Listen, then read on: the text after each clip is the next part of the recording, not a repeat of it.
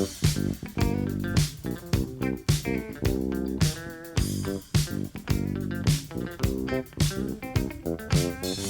cookies.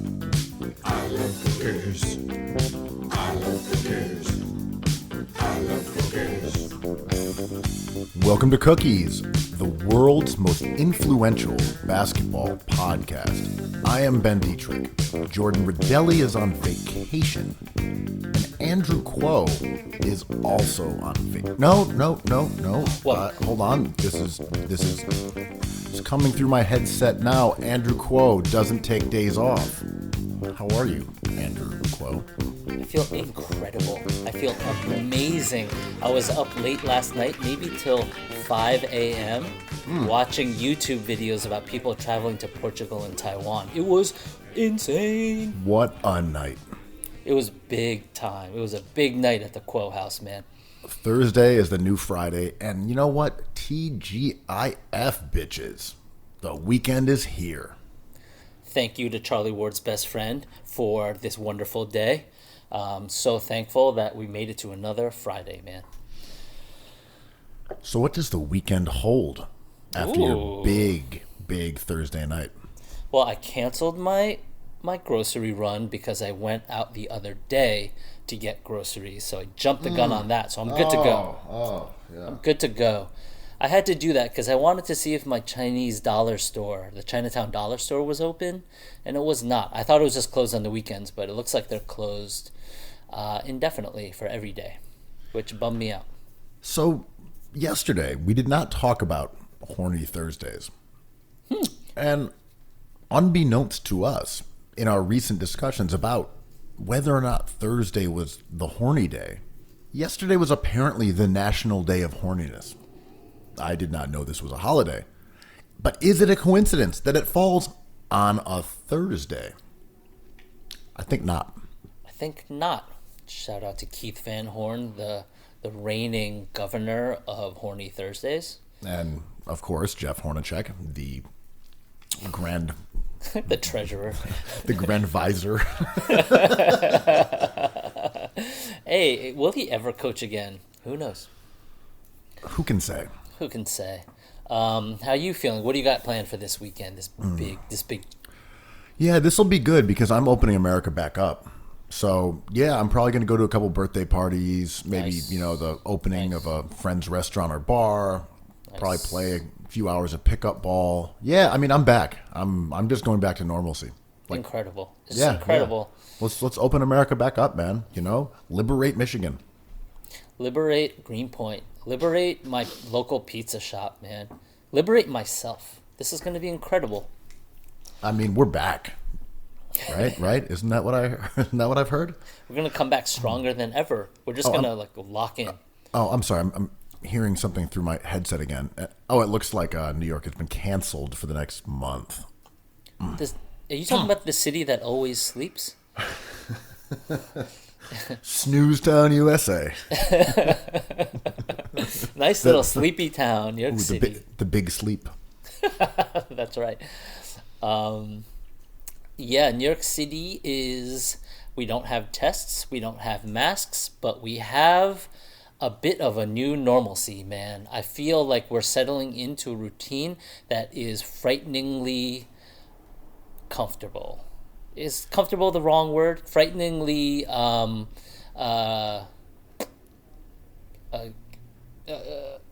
me out here, man. You got this, sire.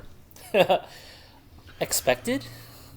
Yeah, I think one phrase that we've said quite a bit is that humans are adaptable creatures. And when this whole fiasco first unfolded, I remember us saying, I give this 10 days, maybe a week, tops 2 weeks before we just give up on it. We're back in the streets, the new normal. Didn't happen. Now we're looking at another month and sort of shrugging. We've adapted to a situation that prior to this occurring would have looked unfathomable. And, from a personal standpoint, those first couple days, right, they seemed to take forever. That first week, I'm like, what are we going to do? I'm losing my mind.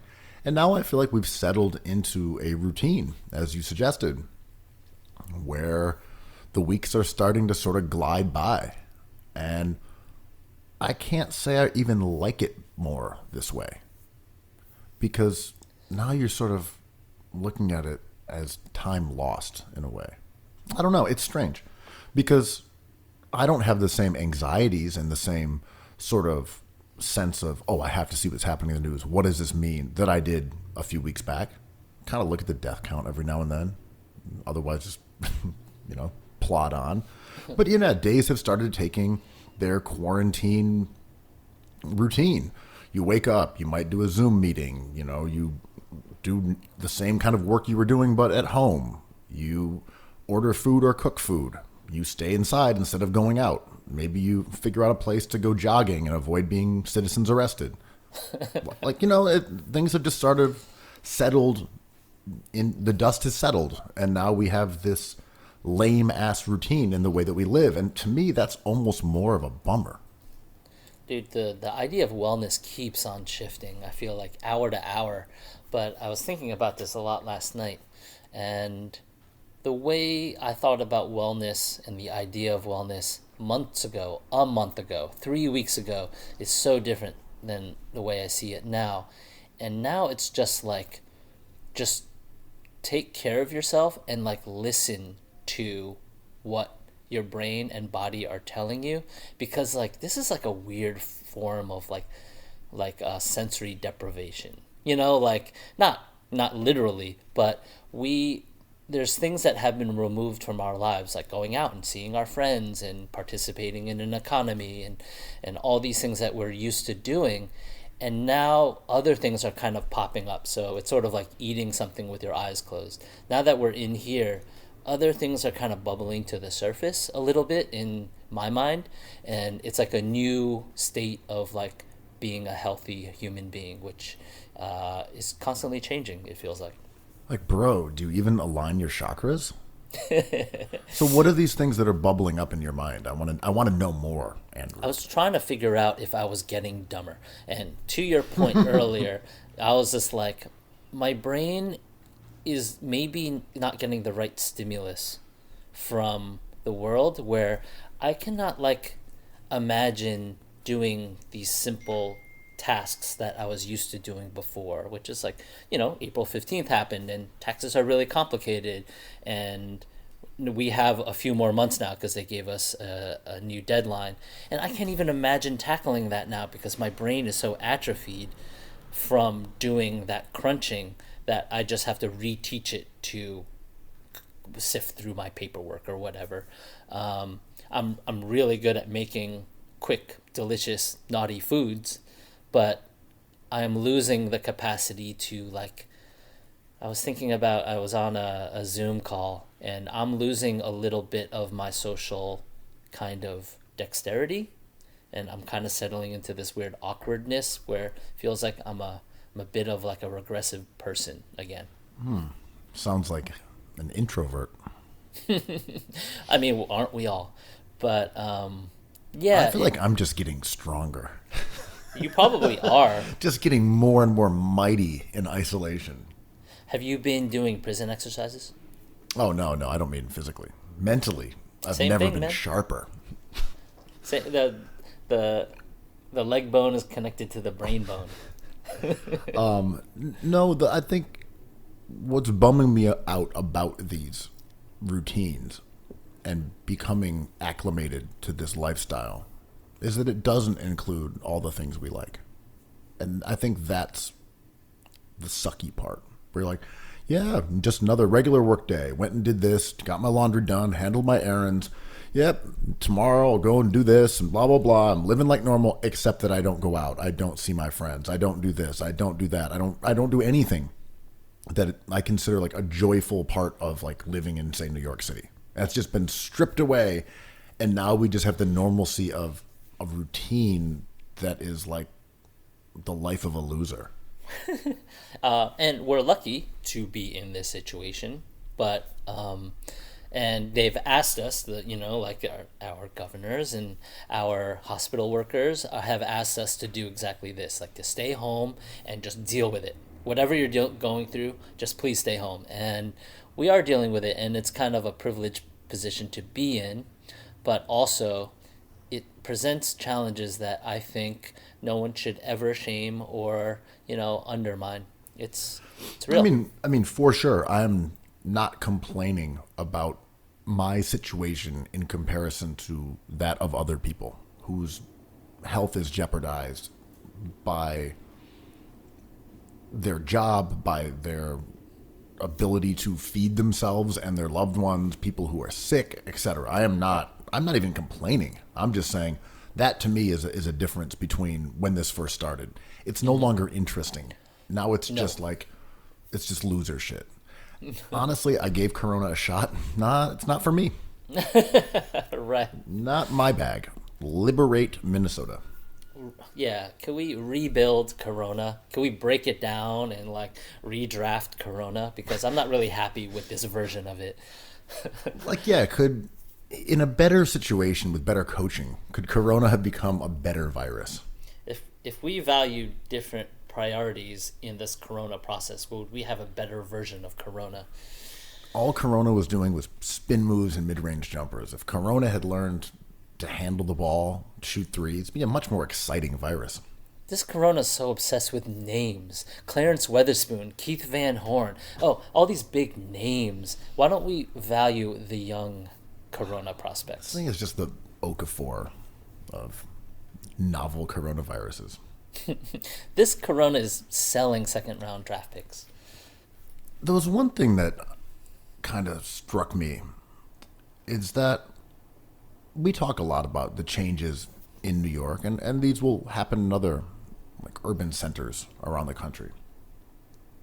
And I feel like there's been a trend, and a lot of it was economic based, of people moving out of New York and going to smaller cities or even in rural environments. Pack it up. You can do your job online, go to a small town, go upstate, move to Hudson, find a place with a nice house, redo the wallpapering and the molding, grow up there, raise your family, etc. And I think that was kind of this little, I'm not going to say it was a wave, but there was certainly a trend. And I think there was always been a trend of that, leave New York behind and go for a simpler life. And I wonder, in the way that we describe coronavirus being an accelerant in almost every regard, across the board, if we're going to see a lot of that when people say, you know what, I've stayed in my house. I don't necessarily want to go to bars anymore. I don't really want to go to restaurants. I don't really want to take public transportation.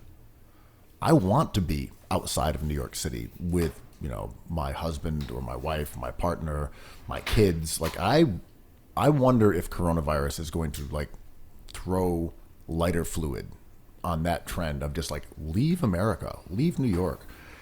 You don't have to go to an office. It's clear now. All these people who've been commuting and going to offices are now at home doing the same job.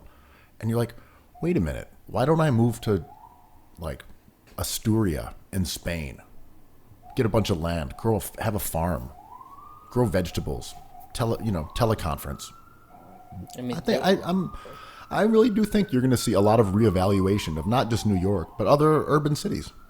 Yeah, there was an article written about that, and I don't necessarily agree with all the frameworks of gentrification, but there was an article about small towns awaiting an imminent gentrification after this Corona thing, to your point. And, what I worry about is not economically if these small businesses in our neighborhoods, like restaurants and bars, can survive not only with money, but there's going to be a cultural shift where it's I made food for 20 years and now everyone is a home chef.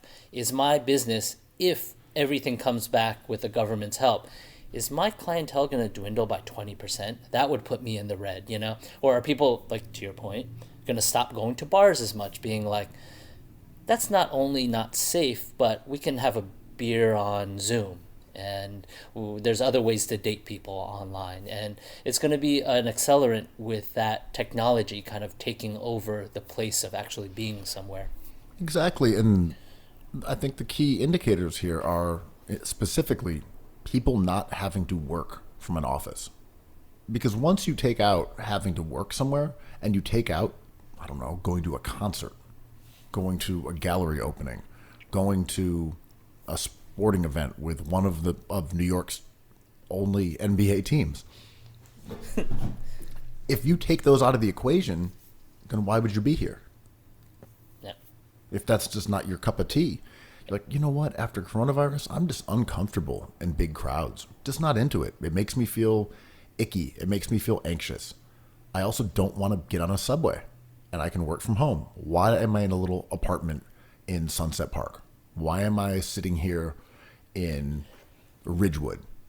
Why do I not have a spread in the Catskills? Why do I not live in the suburbs somewhere and have 20 acres? What am I doing? Yeah, and this is up to the city to do something, and I desperately want them to do something about our quality of life. Like, the subway is very important to all of us, I think, and just making it cleaner and more efficient changes our entire metric of what this city is and could be. And I don't know if this city will have the resources for that. And I expect a lot of people to move out to bigger spaces and safer spaces. And it's so funny. Like, WeWork kind of was the beginning of a bigger thought. WeWork was monetizing an idea that was bigger than their product, which was work is changing in ways that kind of assimilates itself into normal life more, and therefore doesn't need the auspices of an office or a workplace environment. And that overhead is the thing that shackles some businesses. And you can find places to store your product if you create products, or if you create services, you can, do it via the internet and be more efficient about everything. And it accelerated that whole thing, I think, where I think every business is looking at where they can cut costs. And another thing that's being accelerated that is tied directly to this issue is deliveries. And when you look at Amazon, they've added 24 billion to Jeff Bezos. His value, his personal value is increased by $24 billion since lockdown occurred. But now we're seeing it with produce. We're seeing it with, everything. And I don't think people are necessarily going to backtrack on that. So when people are working at home, everything is getting delivered to them. Meals, produce, meat, and the infrastructure is now being created from people who were not doing deliveries in the past. As I said, I just don't think we're going to go back from this. All of a sudden, we're just going to the local butcher shop. No, I think we'll probably start using these delivery services.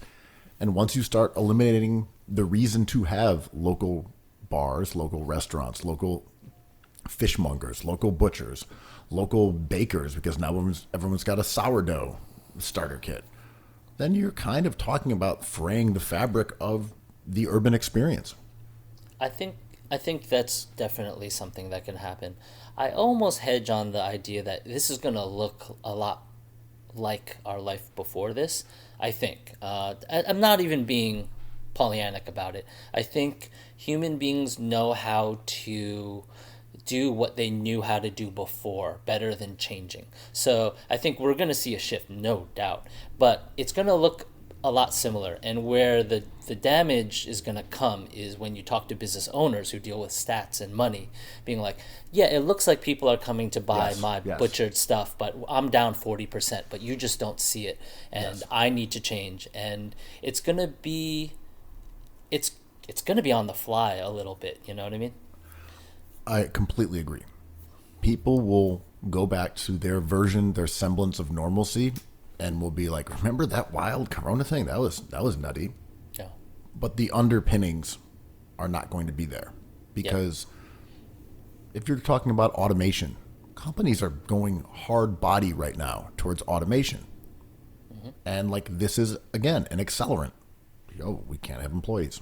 We need to step that up and get automation popping right now. Yeah, we right can't now. handle the lawsuits. If someone gets sick driving a truck across country, get that robot legislation in, you know? All that shit, everything needs to be automated like as soon as possible. If not for now, because right now we're hemorrhaging money, but for the next time this happens. Yep, absolutely. We need to be automated by 2022.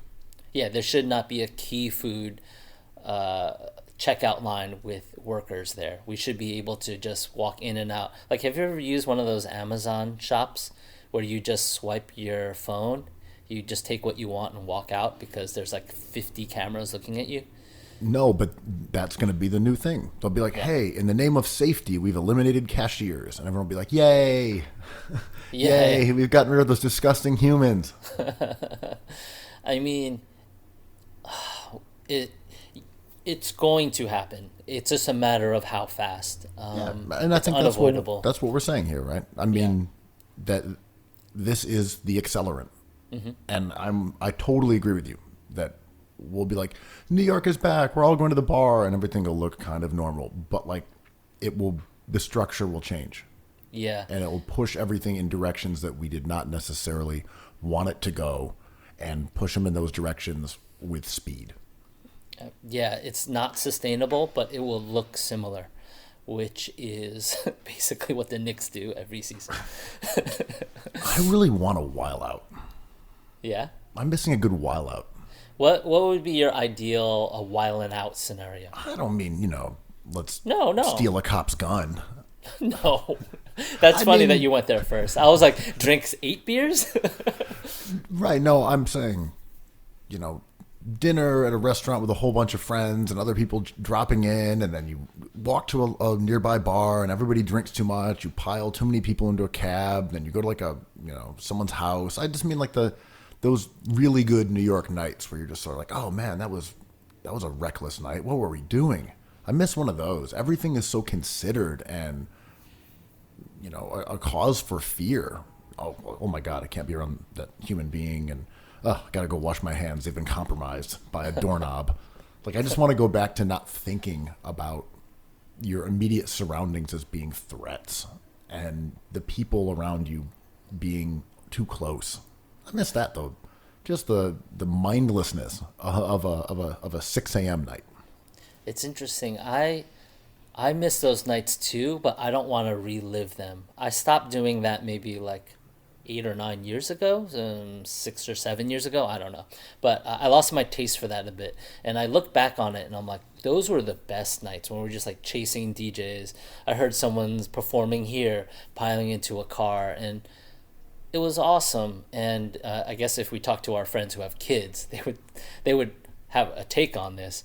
And one of my good buddies, a super well-connected friend who's doesn't have a family, and you know him well, and he had his birthday a few nights ago on Zoom, and I forgot. I slept through it. I feel bad, but I forget that I have a Zoom birthday party at 9 p.m. And I was taking a little nap, and I forgot. So Dude, naps are so feminine. Very sus for a man to nap. Bring them on. Let the susness reign over me because I love a nap. But I'm kidding. That was another one of those sus indicators that goes along with desserts and appetizers and entrees. Naps. I mean, naps are probably like the middle sus thing I do for the sus police. I like chopping vegetables quite a bit. It's very relaxing. Get up from your nap and have a nice root beer float. Oh, I had a Coke float the other night. Are you shitting me? It was amazing. I lost my damn mind. So I bought a pint of Ben & Jerry's Cherry Garcia, the best flavor, out on the street. The streets say it's the best flavor of ice cream. And I bought one of those, and I had a leftover can of Coke from like a Chinese food delivery from like maybe a year ago in my fridge. And I was like, it's Coke float time. My mind blew up like a garbage pail kid, man. I have not had classic Coke in a long time, and people try it and it blows their mind. Dude, I was in heaven. I had not tasted something that delicious in years. I was psyched, and I'm not trying to be like, oh, only the most pure foods enter my zone. I'm like, I eat my fair share of naughty foods, but the Coke blew my mind. It is one of the most wonderful things mankind has ever made. So speaking of 6 a.m. nights, Nope. but no, I don't miss them as if I was having those like kind of evenings recently. I'm missing that experience where I'm just like, oh, right, those reckless nights. I'm not missing like, well, of course I'm missing like going to the bar and having a beer with you, but I'm like, now it's like, oh, just the pure hectic chaos of like a big night. Like every bar that I think of, even shitty ones, I'm like, ah, what a spot that was. Spike Hill on Bedford. What a place. Oh, libation. Who can forget? Who can forget? It's like the worst possible bars I just have fond memories of now. Hells yeah. And what you're articulating is like the thing I think about maybe the most in my day, every single day, which is I think I have ideas about something, but they always boil down to me asking myself, do I just miss being younger? It's just like, you know what, that song's better than that song, and that player is better than that player. Or do I just miss being younger?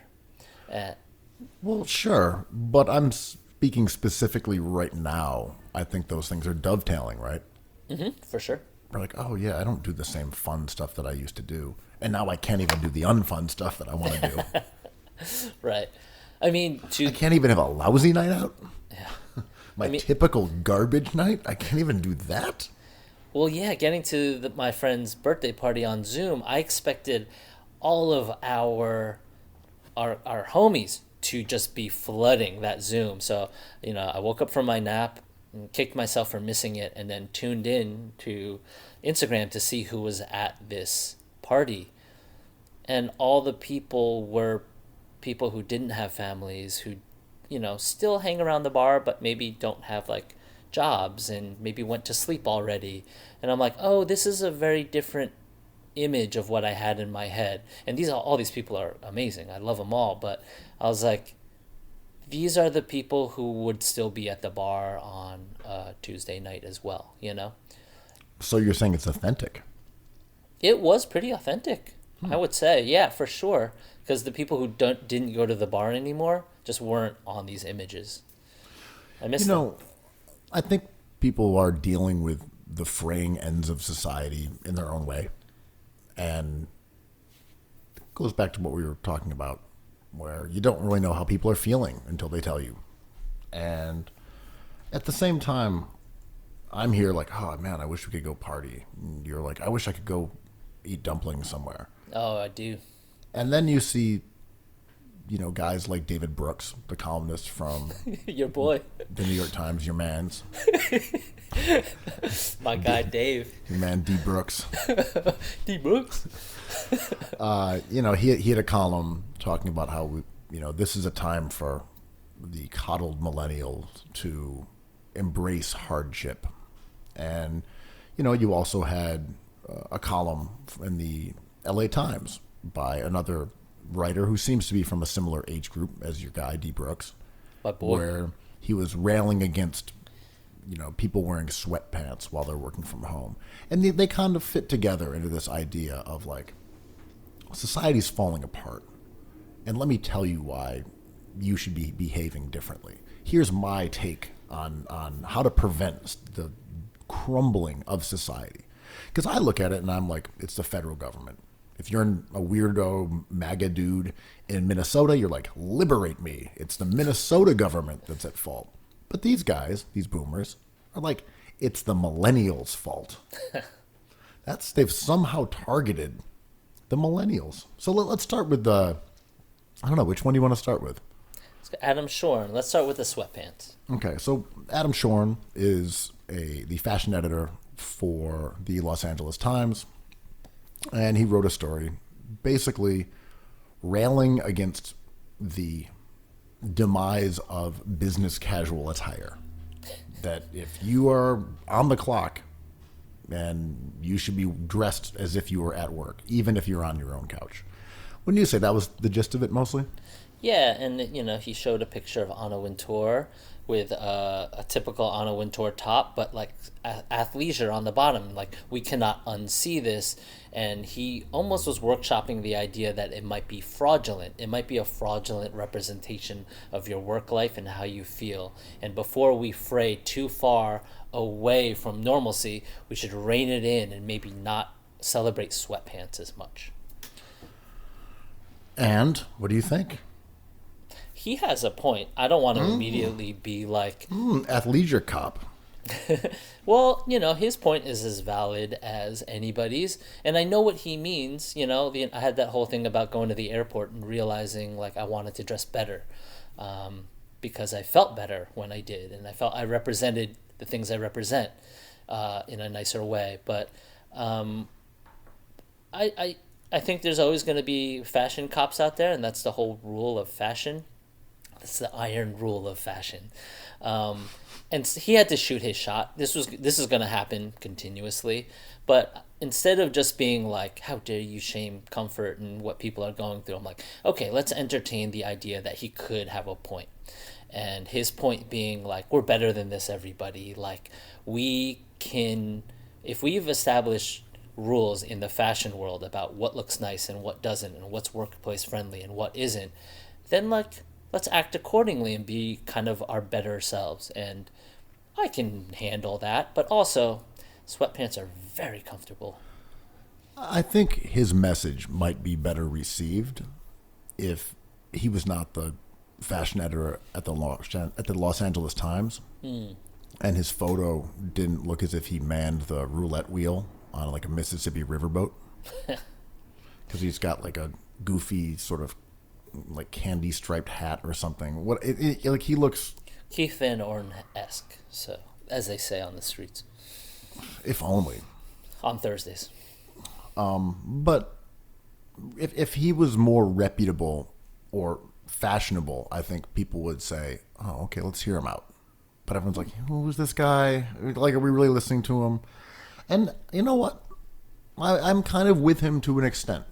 And it goes to my own sort of feelings about athleisure when everyone is wearing sweatpants and sweatshirts in normal society, where I'm like, yes, comfort is important. I'm not suggesting that you wear nothing but McQueen with like spikes coming out from your neck and like McQueen, dressing like a porcupine. Certainly not something I'm advocating for. He's so awesome, the best.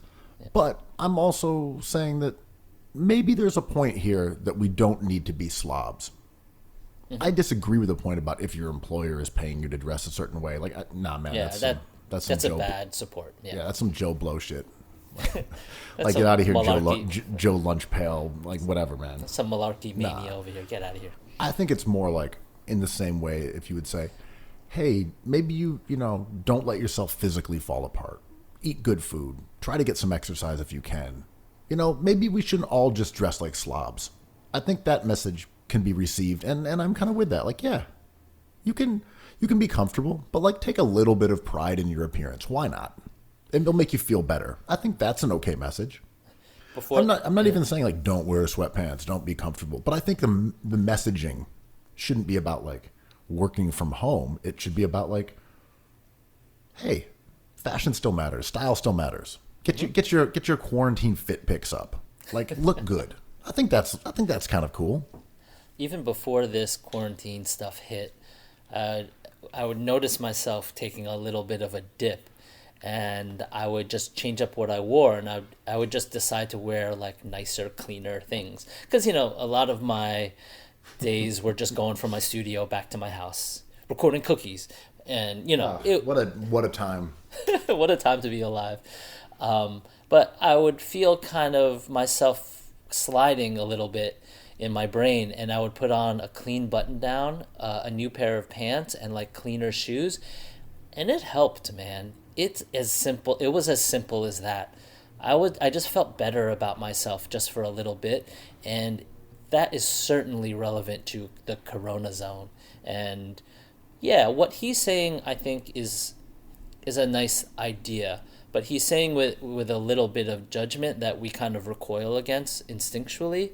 But if we could just get over that, I think he has a pretty reasonable point. I think his point is better than he manages to convey it, because it's coached in this boomerism, which is like, if they're paying you to work, you better show up in a button down. Like, nah, man. And also the idea that you can't be fresh in a sweatshirt or a t-shirt. Like, we all know you can. Oh, you can be fresh. Those are the freshest. The freshest. New cookies drop. But that idea that, like, oh, you're wearing a sweatshirt, you're not ready for work. Like, that's some archaic, silent generation ideology that he's building this off of. I think his main point, that, like, maybe just don't let yourself go to shit, I think that's valuable. Yeah, absolutely. I mean, he had an interesting line or point in his article where he talked about, like, the button-down shirt. Like, what devil made that shirt? It's the most uncomfortable, weird. And I'm like, if I just choose to dress up, it's just a button-down shirt. It's nothing special. It's like a J. Crew, like, $35 button-down shirt. But to me, in my constitution, that's dressing up, and I feel great. But I'm like, what is this weird flap hanging from, like, my collar? Why is this open on the front with plastic or whatever buttons? And I'm like, when I kind of think about clothing, I always return back to, like, t-shirts, sweatshirts, comfortable pants, and comfortable shoes are the most modern things I can think of. I just don't know why someone who's a fashion editor in 2020 would act as if staples mean that you are slumming it. Yeah.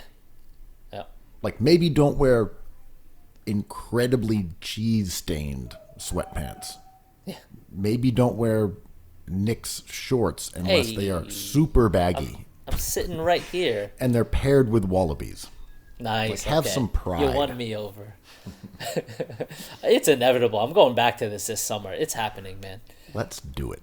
I think I speak for every Cookies listener when I say we demand wallabies and Knicks shorts Kuo back summer style.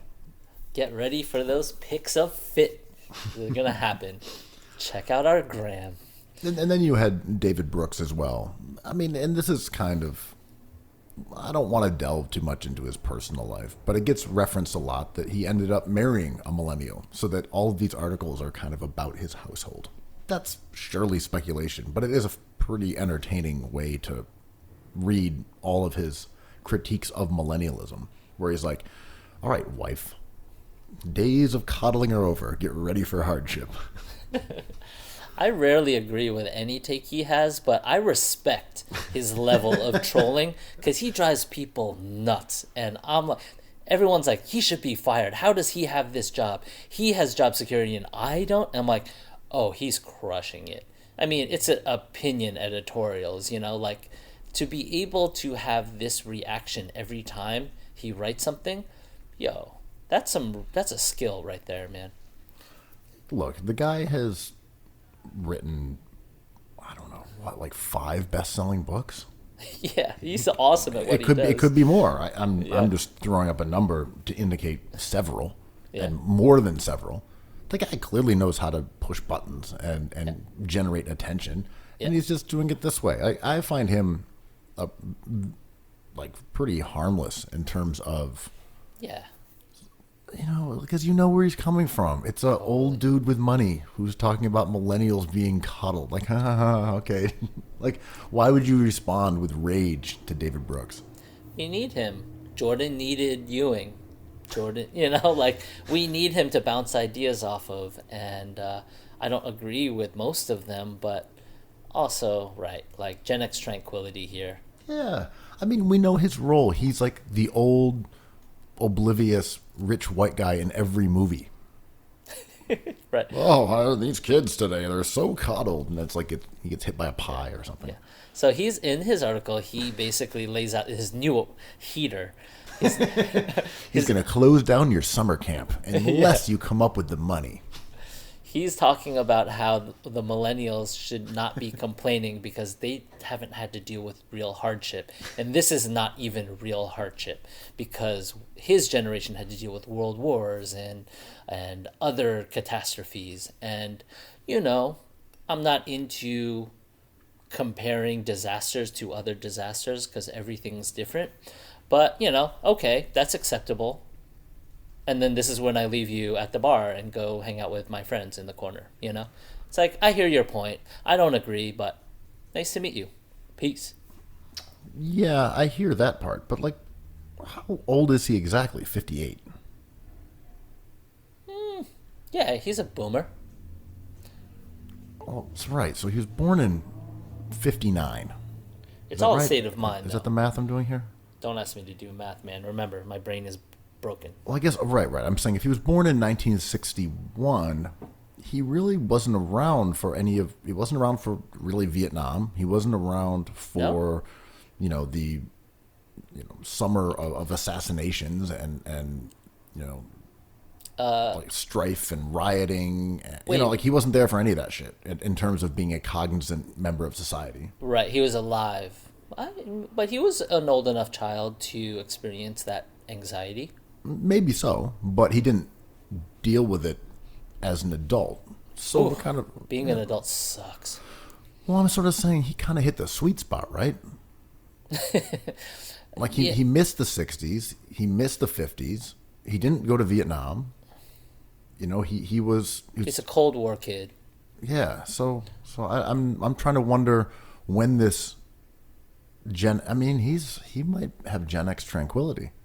And I'm trying to wonder exactly when the hard times were, not to speculate about how he grew up because I have no idea, but generationally, I don't know when those tough times were. Like, is he talking about like the crack epidemic? Is that like something that had a bearing on his life and his loved Heroin, ones? AIDS. That's what I'm saying. Like, they existed, but are they things that he viewed as hardships? I don't know. And, I don't want to veer too far into do you even watch the Games Bro stuff, but like, you could still write a think piece and we cannot talk about his wife or his life, we can, everything's fair game at this point, alarmingly, but like, I think his point is something we kind of touched on a few episodes ago. They all blend into each other, but when we were like, to think of the hardships that this world has gone through in the last century is kind of breathtaking, and this is one of those things, and it's really hard to compare, being like, well, you didn't live through the Korean War. I'm like, this is true, but this feels wild. And to your point, when I say it sucks to be an adult, I mean, when this happens and you're in your early 20s, you're like, well, what the hell? What are people doing?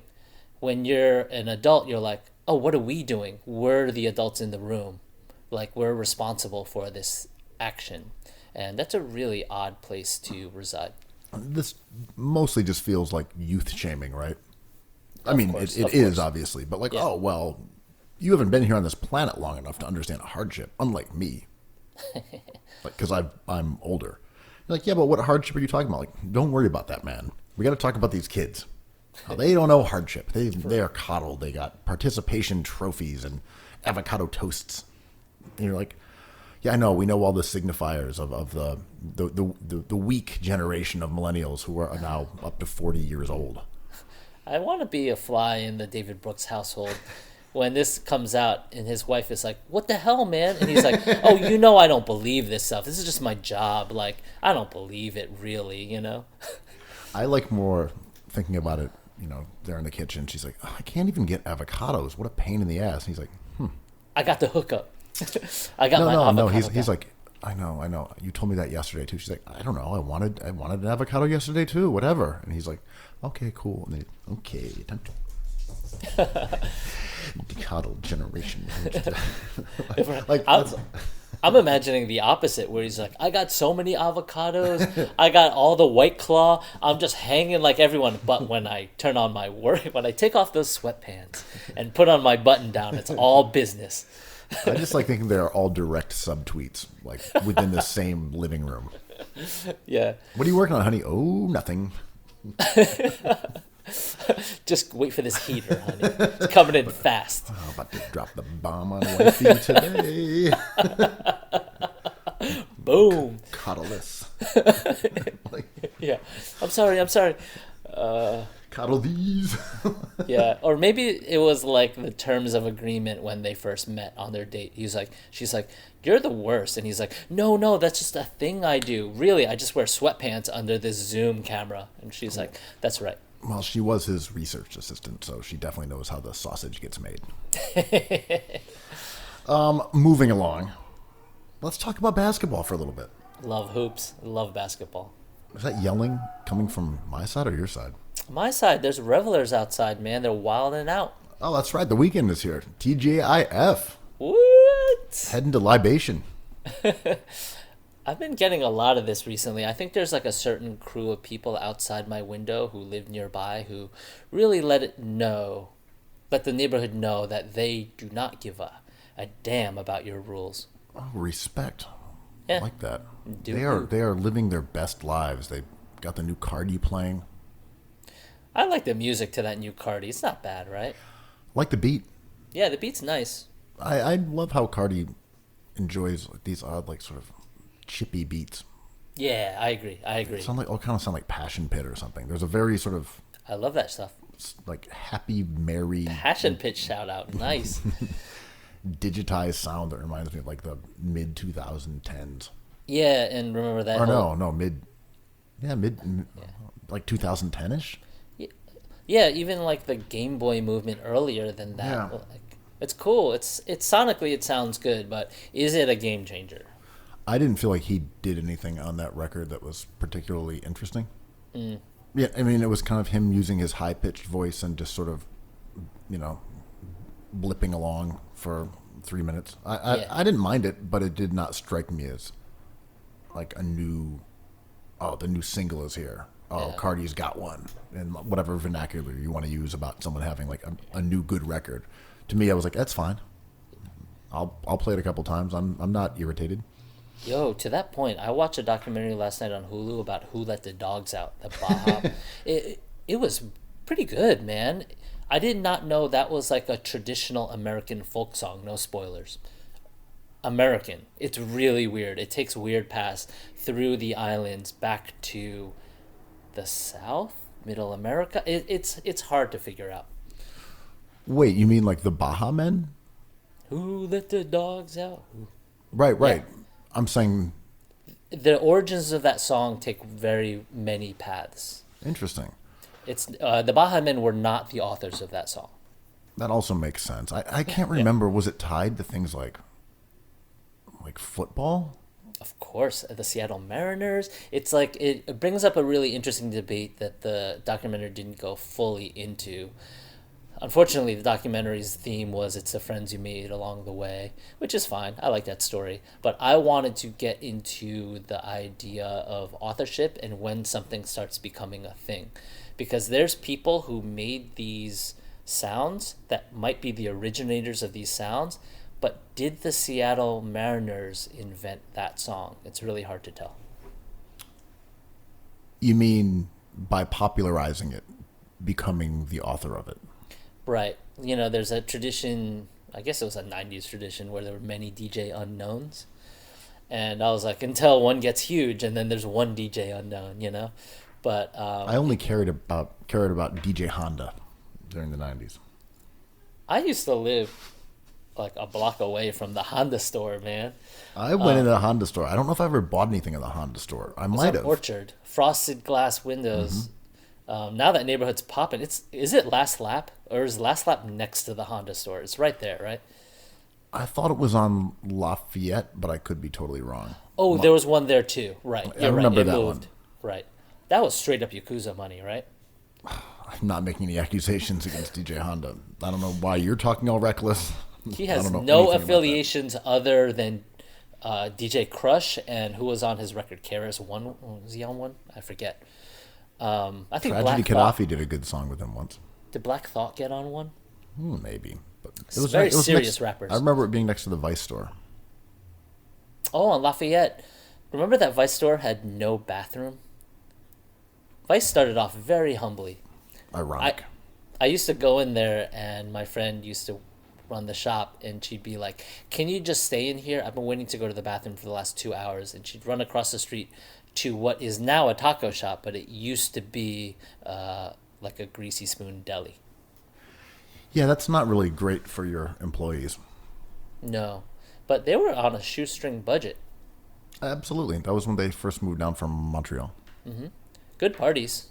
Very good parties. And Good magazine. they had one out in Williamsburg. They had a little tiny storefront on like North 6th or something. Yeah, right. Maybe. I forget. Maybe we were still on North 10th. And I'm thinking of 555 Soul, which had a little store on North 6th. I'm wearing those sweatpants right now. It's a long time ago. It's all blended together like a month of Cookies episodes. Cardi wasn't even alive then, man. Did we start talking about basketball or not? We tried. I mean, it's I know all about... I definitely failed in that regard. I mean, I always want to talk about basketball. How much of it gets out is anyone's guess. And whose authorship is it really? No, the Baja. Yeah, you got to watch this documentary. It's odd, but it's. There's worse ways to spend an hour and a half. I'm into it. The basketball topic in this basketball podcast. We talked a little bit yesterday, or over the last few days, really, about the three-point line being moved in and out. And Michael Jordan, for example, shooting like DeMar DeRozan and Josh Smith and Corey Brewer when the line was at an adult level versus at a child's level when he became a much better shooter.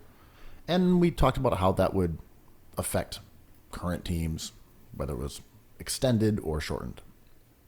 One thing that I was kind of curious about is how come we don't have any sort of spatial stats for the NBA, this billions and billions and billions and billions of dollar industry, before the year 2000. Why don't we have that stuff? I would assume that the NBA has every single game that has ever been played on archive somewhere. I would guess that's the case, or at least going back to the 80s. There has to be footage of every single game somewhere. Haven't they done this? Why haven't they gone through and had a team of people, like outsource that shit, whatever, like a customer service department? Why have people not gone through, watched every single game, and gotten all the data? This just occurred to me as you were describing this. Is it because the sample size is too wonky and they can't find a stable sample to make a declarative statistic? So let's say footage of all these games don't exist in a way that the technology can identify where the player is standing in relation to other players. What if they're saying, like, we can only accumulate half of this guy's career, therefore it's unfair to put him against a complete career of another player? Is that a factor? Well, I don't know, because it only started in 2000, so that obviously severs the careers of people anyway. Mm-hmm. And we weren't using SportsView, which is the technology that's currently used and has been for, I think about 5 years or so, where it's multiple cameras in every NBA arena's ceiling, and that's how you get information on how fast someone is running or what their shooting percentage is after taking 3 dribbles, because it automates all these interesting variables. And that's how we get the pizza bully, these cameras do their absolutely. Job.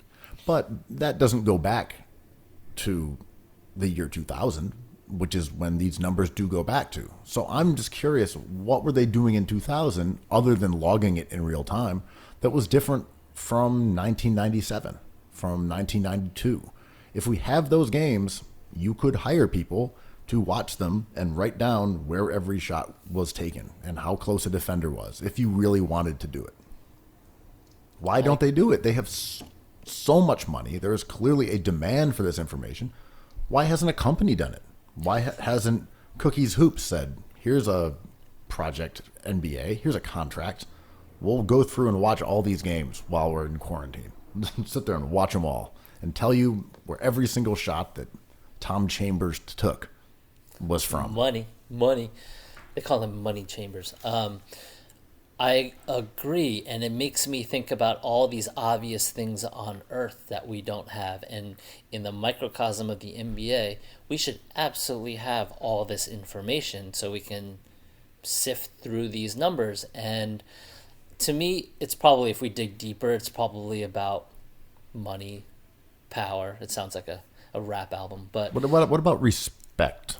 Does that fall into this category? absolutely. But it's probably about like funding, and But they have that. oh my god, they have all the money. Like there should be no government website that crashes. Like there is money to do this, but sometimes stuff doesn't get done. But okay, what would it actually take, right? So say you hired 30 guys, and as I mentioned, not to be coarse, you could hire people overseas in the same places that there are call centers who make significantly less than American workers. And I prefer they hire American workers. I'm just saying from a cost effectiveness standpoint. It's been gamed. Yeah, this If whole you're thing's been gamed. Okay, we're going to hire 30 people, and each one of them over the next 3 months is going to watch 5 games a day. That would knock out 5 seasons in 3 months. It seems painfully that's simple. Fast. That's fast. Yeah. So you're like, okay, so you can get 5 seasons done in 3 months. Okay, cool. So over the course of a year, we could get everything back to 1985. Why hasn't this been done? Maybe And it's I'm because being Jordan, and obviously you could do this all like literally in a month if you just felt like it. Yeah. I mean, did you see that 60 Minutes a few weeks ago? It was incredible. They are interviewing Holocaust survivors for the inevitable case where we have no voice of these people around anymore. And they are interviewing them and creating these interactive experiences where people can ask like the hologram version of this person any question, and they can have a conversation with you. And they are collecting thousands and thousands of points of data in order to have this free-flowing conversation. And there's physical people sitting at computers with headsets trying to think of every single question someone might ask. And it's just like a manual labor thing, but they're getting that done. The NBA not doing this seems like they either might not care or might not want to spend the money on it. They might just be like, who cares? Right? I mean, there was a book called The Slave Narrative Collection that did the same thing as you're describing is being done for Holocaust survivors. Yeah. And it was basically a massive compilation of interviews from former slaves about their lives. Yeah. And it ended up being like 10,000 type pages long. And Dude, they shit's interviewed breathtaking. thousands of Yeah. people. So this can certainly be done. And I'm just kind of curious as to, does it fall under the category of we haven't gotten around to it? It has Like, to is be, it that right? is it that simple? Yeah, it has to be. Or whoever is in charge of that, as we're seeing, is just like, I don't really have a passion for this, so like we'll get around to it. We just haven't done it yet. Or is it that they don't believe there's an audience for this stuff? That They can't people- think that. maybe there isn't. Maybe there is not. I find it really interesting because when we were talking about Karl Malone and I went back and looked at his numbers prior to the year 2000, I got nothing. I couldn't tell you how Karl Malone scored his points other than him going to the free throw line a lot. I couldn't tell you if he was shooting long jumpers or making layups or what he was good at. And that's kind of a bummer because it's not just like that we mythologize these guys and this will like cut them down to size. I just feel like having more information helps us remember what these guys were good at. And this popped into my mind because Goldsberry put up a graph showing some of Michael Jordan's handiwork. And, he pointed out that Jordan was shooting 50% from these mid-range areas, but then also showed that he only made about 50% around the basket. And I saw some statisticians saying this can't be right. Like there's ideas of like null sets that are messing up with the data. And I'm like, we should have at least a unified collection of this stuff. Because if we love basketball and we are supposed to care about the past, then we need to know what actually happened. I agree 1,000%. And if we have no librarians and historians, we lose things like this chunk of NBA data or Vine. Vine just evaporated on us and no one archived it. And my conspiracy theory mind would say like maybe it doesn't do our our heroes any justice. Maybe it devalues a Michael Jordan, and we've seen Basketball Reference rearrange BPM to favor Michael Jordan and Jason Tatum and Kobe Bryant. Yeah. And it's just the BMM thing, and maybe they don't like what they see. They looked at the mirror and didn't like what they saw. It's interesting that one of the guys, Neil Johnson, I follow him on Twitter. He's a metrics guy, and I believe he's a Celtics fan. No coincidence there. But at the Sloan Conference, he, I think, is attempting to solve the problem that we're describing. So he had a Sloan paper called Extracting Player Data from Using Non-Stationary Cameras. In moron speak, it's like, how can you get data from TV? If we have an old video, or I guess even a video of, say, a current college game that does not have sports view cameras in the ceiling, or even the WNBA, which half the arenas they play in don't have this kind of apparatus. Can you get the same information via digital methods based on what's happening on a TV screen? So this could be a solution. And if you can find and digitize, I don't know, the 1982 Supersonic season, you might be able to get this exact kind of data that we're asking for. How is this an issue? They are able to, like, use drone technology to enact warfare. We have, like, facial recognition. We can use Google Maps and isolate, like, people walking on the street. How come they can't do this with an NBA game? This should have happened. It's just going to come down to this one Celtics fan if he can figure it out. Yeah, how is it down to this king, this leprechaun legend? Ooh, all the Montross data looks intact. Eric Montross, wow. Dino Raja. The only data we have is all Raja related. But yeah, it feels like technology has leapfrogged this years ago, but we're kind of being like, can we figure out data tracking for the WNBA games 10 years ago? I'm like, yeah, why not? I mean, I got off an airplane and looked into a camera and they identified me. Yeah. Right. I didn't swipe my passport. Yeah. It just identified me. Yeah. And I mean, you can do that, but you can't tell me what Dino Raja, if he made a 17-footer. Come on. This is for the Raja.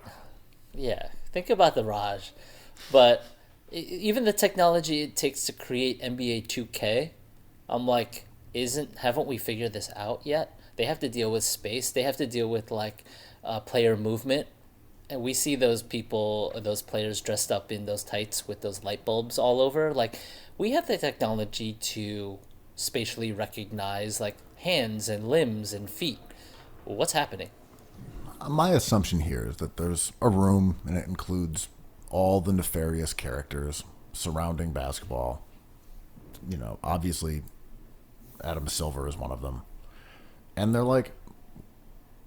going to understand that people were bad at shooting mid-range jumpers and post-play was bad. And it's going to ruin the entire narrative of the lost arts. And we have to let the 90s and 80s guys have something. We can't destroy their legacies when you realize that they actually were really bad at basketball in every respect. Until they prove otherwise, that's what I'm going with. Like, prove me wrong. Prove me that you don't want to slay your sacred cow. Like. What do you think about Jordan? Well, if the NBA would release the data. Release the data.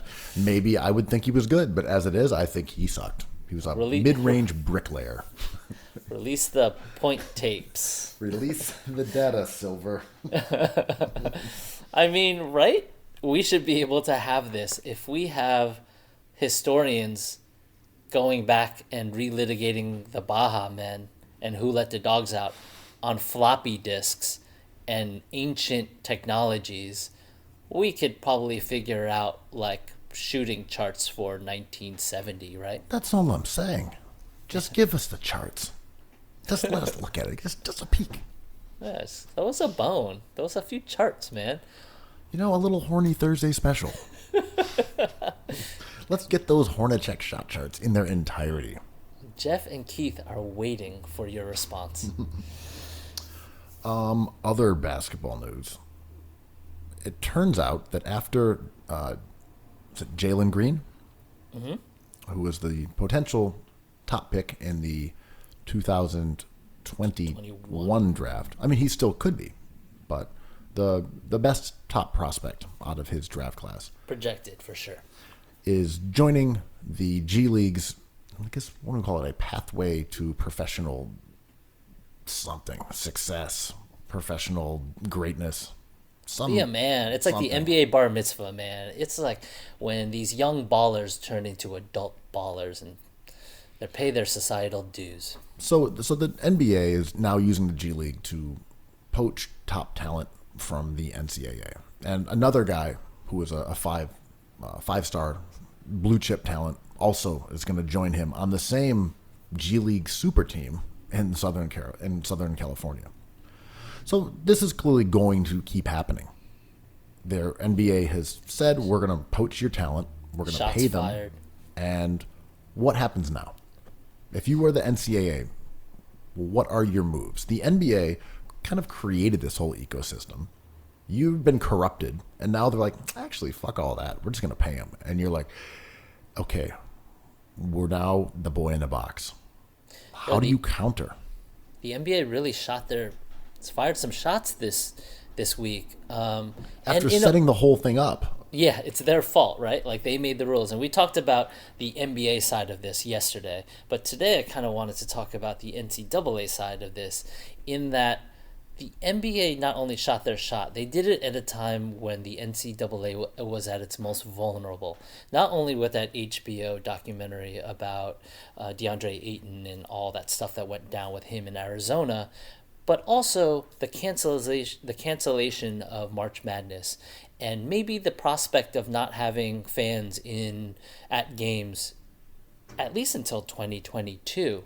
So if the NCAA, who claims that, like, it takes a lot of money to run this machine and we can't pay players because we're giving them valuable education, and the entity of the television contracts and ticketing of these games go back to just funding this mechanism, is their argument. And now that you take away revenue, not only with fans, but the cancellation of all those advertising bucks in March, they're at their most vulnerable. They have to make a counter move right now, right? I don't know what their counter move is other than offering to pay players. That would be the first one. It seems to be the only possible option that you could come up with that would at least entice guys who might say, all right, I'm not going to get 500,000, but they'll pay me 100 versus nothing. Target like the middle players, right? Because you're going to lose the 1%. You're going to lose the top prospects. Zion is never going to be in the NCAA ever again. So let's say you chalk that up to an L. What you're focusing on is hypothetically the end of the lottery into the second round. You want to start paying those players, right? Or maybe we're thinking about this wrong. Mm-hmm. Maybe the NCAA's counter is, we don't care. Go and sign those guys. They don't want to be Blockbuster Video, do they? But what I'm saying is, it was happening years ago when superstars, the LeBron James and the Kobe Bryants and the Kevin Garnetts, they were all just going directly from high school. You're like, okay, cool. We're going to go back to that? Sure. We're not going to do anything crazy. We're just going to offer you an alternative. Oh, you don't think you're going to go, in the top 10? Okay, cool. Like, play in college, get that experience. And the world is so different now. It's true, and I'm in agreement with that. But I'm saying, if you're not going to pay guys, which I would suggest they do, maybe you just say, okay, cool, NBA, do your worst. Do your thing. Hire guys for a year.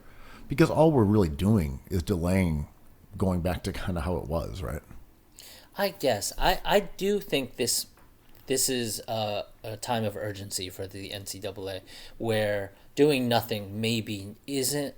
I'm all for doing nothing sometimes, but not for them. I think they have to aggressively restructure their business if they don't want to go out of business. And, the ticket revenue is it's not their big thing. It's TV.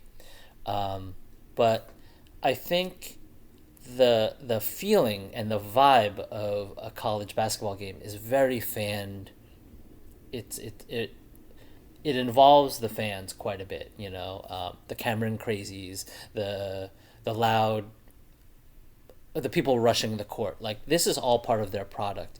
When you take the pepperoni off a slice, it's different.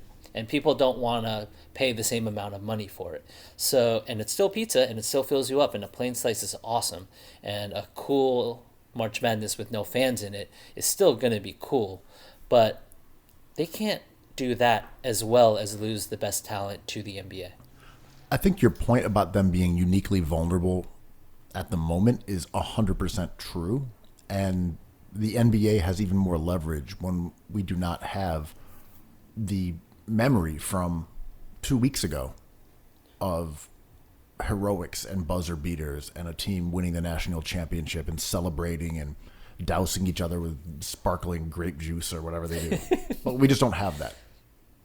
It's over a year now. And it's faded from people's minds, especially kids who are 17 years old.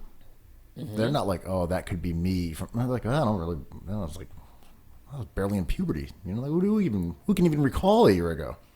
So, like, the NBA absolutely is seizing on this opportunity when there is not the appeal of March Madness at the moment, like there always is. But I do think it will be back.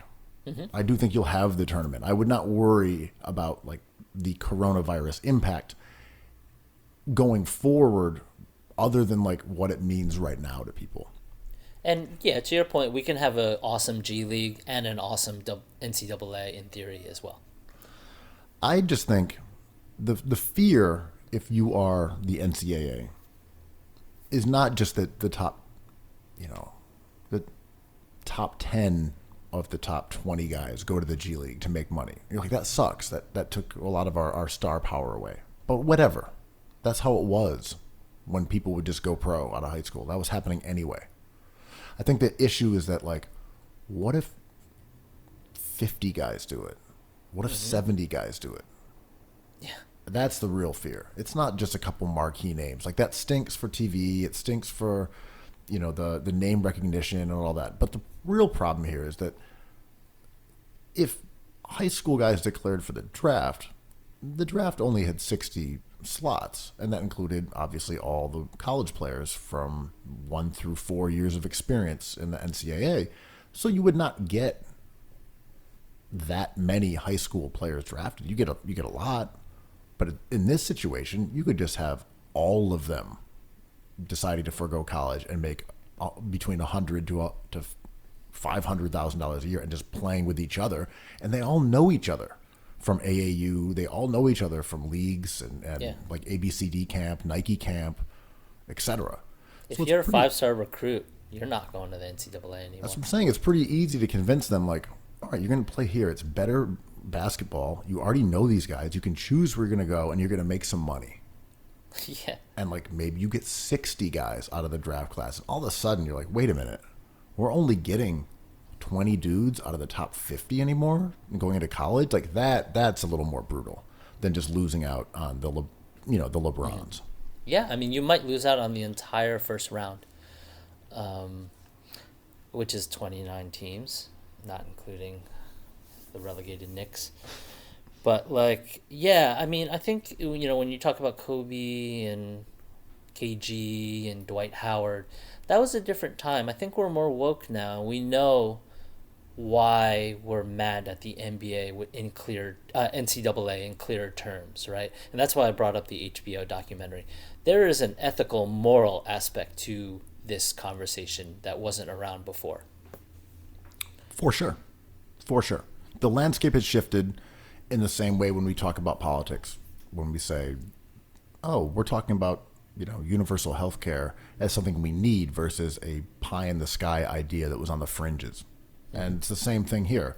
Growing up, people would say, oh, these guys should be paid. Now we're like, this has to change. Yes, exactly. The NCAA, this is an unacceptable way to treat, guys who have the ability to make millions of dollars. You can't just rob them of their opportunity to earn a livelihood for themselves and their families in order to just prop up collegiate basketball. Like, that's wrong. And I think other than older conservatives who seem to have a predisposition to young black athletes making money, pretty much everybody is against the NCAA on this.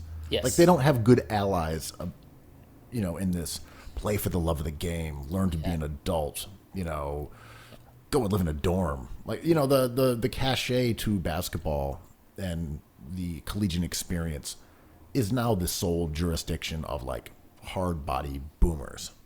Yeah, and I think as a community and country, we're really tired of we can't give you universal health care because it's too difficult. We cannot pay our NCAA athletes because that means we have to pay runners. I'm like, pay runners then. Figure it out. It's just too... I'd love to, but how do we do it right? It's like, that means we have to play the video game team because that's a sport. I'm like, okay, pay them. Yes. You pay everybody. Yeah, but what about the crew team? Oh, they'll also get paid. Yes, exactly.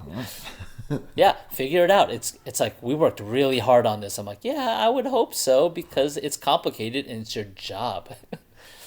It's like, we worked really hard. Well, it'll get sorted out whether the NCAA wants it to get sorted out or not. Yeah, I agree. And I'm really someone else is going to sort it out, not them.